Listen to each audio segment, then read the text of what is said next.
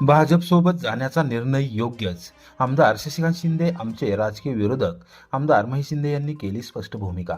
सातारा जिल्हा परिषद अध्यक्ष व उपाध्यक्ष निवडीनंतर राजकीय वर्तुळात चर्चेत आलेले कोरेगावचे आमदार महेश शिंदे यांनी शनिवारी सातारा येथील शासकीय विश्रामधामावर पत्रकार परिषद घेत आपली भूमिका स्पष्ट केली. यावेळी जिल्हा नियोजन समितीचे सदस्य राहुल प्रकाश बर्गे उपस्थित होते. आमदार महेश शिंदे म्हणाले की विधानसभा व जिल्हा परिषद निवडणुकीपूर्वी आम्ही भाजपसोबत युती केली होती. त्यामुळे निवडणुकीनंतरही भाजपसोबत जाण्याचा घेतलेला निर्णय पूर्णपणे योग्य असून त्यामध्ये कोणताही चुकीचा विषय नाही. शिवसेना व राष्ट्रवादी काँग्रेस पक्षाने महाविकास आघाडीसोबत जाण्याचा निर्णय घेतल्याने त्यांना पराभवाला सामोरे जावे लागले असा आरोप त्यांनी केला. तसेच राष्ट्रवादी काँग्रेस शरदचंद्र पवार पक्षाचे प्रदेशाध्यक्ष आमदार शशिकांत शिंदे यांच्या विरोधात आपण निवडणूक लढलो असल्याने ते आमचे राजकीय विरोधक आहेत. आमच्यात कोणताही वैयक्तिक वाद नसला तरी राजकीय भूमिका वेगवेगळ्या असल्याने ते जिथे असतील तिथे आम्ही जाणे शक्य नाही असेही त्यांनी स्पष्ट केले. यावेळी आमदार शिंदे यांनी आमदार शशिकांत शिंदे यांच्यावर जोरदार टीका करताना ते जिथे जातात तिथे विषय संपतो, गुलाल घेऊन जातात तिथे बुक्का मिळतो अशी टीका केली. तसेच जिल्हा परिषदेत त्यांच्या भूमिकेमुळे ते मिठाचा खडा ठरले असून राष्ट्रवादी काँग्रेसचे 5 सदस्य आमच्या बाजूने आले असल्याचा दावा त्यांनी केला. पत्रकार परिषदेत आमदार महेश शिंदे यांनी विविध राजकीय घडामोडींवर आपली मते स्पष्ट करत पुढील राजकीय दिशा देखील सूचित केली. शिंदे काय माझे काय बांधावचे काय दुश्मन नाही आहेत, पण ते विरोधक आहेत आमचे राजकीय. आम्ही त्यांच्याबरोबर कुठल्या तोंडाने जाऊ शकतो? जाऊ शकत नाही. आम्ही त्यांच्या विरुद्ध जर कोरेगावमध्ये लढलोय तर आम्ही नाही जाऊ शकत. आता शशिकांत शिंदे साहेबांनी त्यांची तुतारी विसरून घड्याळाकडे गेलेत. आम्हाला पण आश्चर्य वाटते नक्की काय झालंय, आम्हाला पण कळत नाही. त्यांनी एकदा भूमिका जाहीर केली पाहिजे, त्यांनी सांगायला पाहिजे. राष्ट्राचे पंतप्रधान नरेंद्र मोदी आणि अमित शहा आमचे नेते, त्यांनी जाहीर केलं पाहिजे. इथं येऊन आमच्या नेत्यांची, सन्माननीय नेत्यांची, आमच्या मुख्यमंत्री फडणवीस साहेबांची, आमच्या प्रमुख नेत्यांची मापं काढली जातात, सरकारची मापं काढली जातात, केंद्र सरकारवर टीका केली जाते. त्या लोकांबरोबर आम्ही अलायन्स करणं योग्य की अयोग्य हा विचार सगळ्यांनी केला पाहिजे. हे सरकार आम्ही उद्धव साहेबांचं पाडलं ते याच्यासाठीच पाडलं होतं की प्री पोल अलायन्स आमचा भाजप बरोबर होता. माझाही प्री पोल अलायन्स कोरेगावचा हा भाजप बरोबर होता. मग आम्ही महाविकास आघाडीच्या बरोबर कसं जाणार? महाविकास आघाडीच्या एका घटक पक्षाचे प्रदेशाध्यक्ष त्या ठिकाणी असताना आम्ही त्यांना मतदान कसं करणार? आमचा विश्वास नसता तर पहिल्यापासून आम्ही त्यांना दिलंच नसतं आम्ही बरोबर. परंतु त्यांचा वावर ज्या दिवशी कळला की त्यांचे सगळे कार्यकर्ते आता आम्ही सगळे महाविकास आघाडीकडे चाललोय आणि ही गोष्ट राष्ट्रवादीच्या अजितदादाच्या गटाच्या 5 सदस्यांना पटली नाही, म्हणून त्यांनी तिथं आम्हाला मतदान करण्याचा निर्णय. जर ते मिठाचा खडा म्हणजे शशिकांत शिंदे जर आले नसते महाविकास आघाडीचा, तर मग मात्र त्यांचे जे 5 सदस्य जे राष्ट्रवादीच्या आमच्याकडे आले हे आले नसते. व्हिडिओ काढून बघा. शशिकांत शिंदे साहेब तर जणू काय जसे कैदी आणतात तशा पद्धतीने सगळ्यांना धरून आणत होते. म्हणजे तुम्ही मला सांगा, त्यांना त्यांच्या सदस्यांवरती विश्वास राहिला नव्हता. तोच प्रश्न शशिकांत शिंदे साहेबांना विचारायचे. त्यांनी एकदा जाहीर करावं की माझे नेते हे देशाचे पंतप्रधान नरेंद्रभाई मोदी, गृहमंत्री अमितजी शहा आणि आमच्या सगळ्यांचे नेते देवेंद्र फडणवीस एकदा त्यांनी जाहीर करावं. आम्ही त्यांना स्वीकारू. संपलं का? काहीच अडचण नाही. शेवटी पालकमंत्र्यांना हे कधी तर त्याच्यावर क्लॅरिफिकेशन घ्यावंच लागेल लवकरात लवकर. आबांना त्या दोघांना घ्यावं लागेल हे क्लॅरिफिकेशन.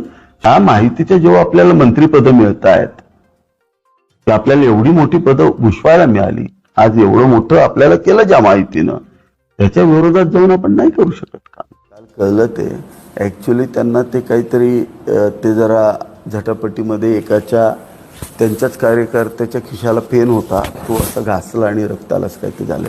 त्यांच्याच कार्यकर्त्याला, जे कार्यकर्ते पोलीस कारवाईसाठी घेऊन चालले होते, त्याला त्यांनी विरोध करताना त्यांच्या पेन लागला असं मला कळलं. पण झालेलं तसं चुकीचंच आहे, कारण पालकमंत्री हे फार मोठं पद आहे. आम्ही त्याला रिस्पेक्ट देतो, कारण ते आमच्या महायुतीचे पालकमंत्री आहेत. 100% आम्ही त्यांना रिस्पेक्ट देतो. मी फोन करून विचारतो साहेबांना, काल फोन बंद होता. आणि सर जरी साहेब वाईट काही बोलले असले तरी ते तेवढं इलेक्शन पुरतं तेवढा टेम्पो असतो, पुन्हा विसरून जातात, सगळे वरच्या लेवलला एक होतात, मनं जुळतात. हे इलेक्शनमध्ये, कुठल्याही इलेक्शनमध्ये आता तुम्ही सांगा, गावच्या ग्रामपंचायतीच्या इलेक्शनमध्ये झालं तर एकमेकाचे वाद होतात, सगळं होतात, पण तीच लोक यात्रेमध्ये सगळे प्रेमाने एकत्र यात्रा करतात, एकमेकाच्या लग्नात जातात, आनंदानं राहतात. महायुतीचं असंच आहे. दख्खनच्या राजाच्या दर्शनासाठी मंत्री जयकुमार गोरे यांची वाडी रत्नागिरीला हजेरी. अंबाबाईच्या चरणीही सपत्नीक प्रार्थना.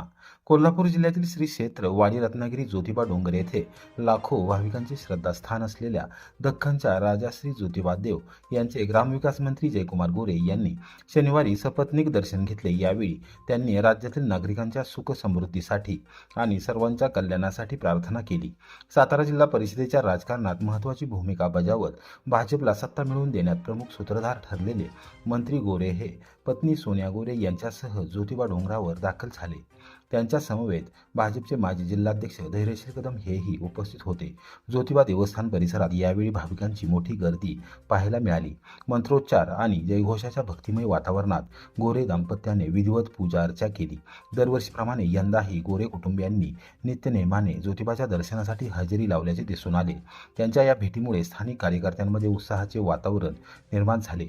यानंतर मंत्री गोरे यांनी करवीर निवासिनी आई अंबाबाई महालक्ष्मी मंदिर यांचेही सपत्नीक दर्शन घेतले. सर्वांना उत्तम आरोग्य, सुख, समृद्धी आणि समाधान लाभावे अशी प्रार्थना त्यांनी अंबाबाईच्या चरणी केली. यावेळी सौ सुनीता धैर्यशील कदम, बाळासाहेब पिसे यांच्यासह मान्यवर उपस्थित होते. कोरेगावात 70 लाभार्थ्यांची ई-KYC प्रक्रिया पूर्ण. तहसीलदार डॉक्टर संगमेश कोळे यांची माहिती.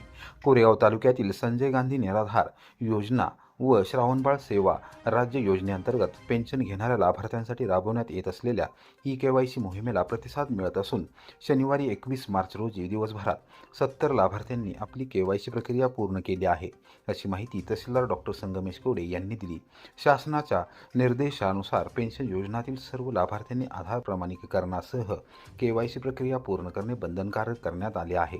यासाठी तहसीलदार कार्यालय कोरेगाव येथे विशेष सुविधा उपलब्ध करून देण्यात आली आहे. या सुविधेचा लाभ लाभार्थ्यांनी संजय गांधी योजना शाखेत उपस्थित राहून ई-KYC पूर्ण केली. यावेळी संबंधित कर्मचाऱ्यांकडून लाभार्थ्यांना आवश्यक मार्गदर्शन करण्यात आले. अनेकांनी आधार कार्ड, बँक पासबुक तसेच दिव्यांग लाभार्थ्यांनी UDID कार्ड सादर करून प्रक्रिया पूर्ण केली. तहसीलदार डॉक्टर संगमेश कोळे यांनी उर्वरित लाभार्थ्यांना आवाहन केले आहे की ज्यांनी अद्याप KYC पूर्ण केलेले नाही त्यांनी तातडीने तहसील कार्यालयात येऊन प्रक्रिया पूर्ण करावी, अन्यथा शासनाच्या नियमानुसार त्यांची पेन्शन बंद होऊ शकते. या मोहिमेत महसूल नायब तहसीलदार शारदा खाडे यांच्या मार्गदर्शनाखाली सहाय्यक महसूल अधिकारी सारिका जगदाळे डांगे, मानद सेविका अर्चना बुधावले यांच्यासह महसूल विभागातील अधिकारी व कर्मचाऱ्यांनी समन्वय साधत लाभार्थ्यांची KYC प्रक्रिया सुरळीतपणे पार पाडली. तसेच सेतू केंद्र व महाई सेवा केंद्रांच्या माध्यमातूनही लाभार्थ्यांना सहकार्य करण्यात आले. कोरेगावात रमजान ईद उत्साहात. ईदगाह मैदानावर सामूहिक नमाज, शांतता व सौहार्दासाठी विशेष दुआ. कोरेगाव शहरासह तालुक्यात शनिवारी ईद उल फित्र मोठ्या उत्साहात साजरी करण्यात आली. शहरातील ईदगाह मैदानावर मुस्लिम बांधवांनी सामूहिकरित्या नमाज पठण करून अल्लाहकडे जगभरातील मानवजातीच्या कल्याणासाठी तसेच भारताच्या प्रगतीसाठी विशेष दुआ मागितली. सकाळी मौलाना यांच्या नेतृत्वाखाली नमाज पठण करण्यात आले. नमाजानंतर मुस्लिम बांधवांनी एकमेकांना आलिंगन देत ईद मुबारकच्या शुभेच्छा दिल्या. ईदगाह मैदानावर नमाजासाठी पहाटेपासूनच मोठी गर्दी होती. मैदानाकडे येणारे सर्व रस्ते भाविकांनी गजबजून गेले होते. पारंपरिक पठाणी कुर्ता, इस्लामी फेटा व टोपी अशा पोशाखात नागरिक उपस्थित होते. ईदच्या नमाजपूर्वी गरजूंना दान देण्याची परंपरा असून या दानाला जकात असे संबोधले जाते. प्रत्येक मुस्लिम व्यक्ती जकात देऊनच नमाज अदा करण्यासाठी येत असल्याचे चित्र पाहायला मिळाले. रमजान हा इस्लामिक दिनदर्शिकेतील 9वा आणि अत्यंत पवित्र महिना मानला जातो. मुस्लिम धर्मातील 5 मूलभूत तत्वांपैकी एक म्हणून रमजान महिन्याचे विशेष महत्त्व आहे. 30 रोजे पूर्ण झाल्यानंतर शुक्रवारी सायंकाळी चंद्रदर्शन झाल्याने शनिवारी ईद साजरी करण्यात आली. ईदच्या निमित्ताने शहरातील मशिदींना आकर्षक रोषणाई करण्यात आली होती. गळाभेटीत येत ईद मुबारकच्या शुभेच्छांचा वर्षाव सर्वत्र सुरू होता. भारतासह संपूर्ण जगात शांतता, सौहार्द आणि बंधुता नांदावी यासाठी विशेष प्रार्थना करण्यात आली. ईदनिमित्त शिरखुर्माला विशेष मागणी होती. दूध व सुका मेवापासून तयार होणाऱ्या या पारंपरिक गोड पदार्थाचा सुगंध घरघरात दरवळत होता. नातेवाईक आणि मित्र परिवारांचे स्वागत करत मुस्लिम बांधवांनी शिरखुर्मा देऊन तोंड गोड केले. सोशल मीडियावरही ईद मुबारकच्या शुभेच्छांचा वर्षाव पाहायला मिळाला. दरम्यान ईद साजरी होत असताना कायदा सुव्यवस्था अबाधित राहावी यासाठी पोलीस प्रशासनाकडून विशेष खबरदारी घेण्यात आली होती. ईदगाह मैदानासह संपूर्ण शहरात चोख बंदोबस्त तैनात करण्यात आला होता.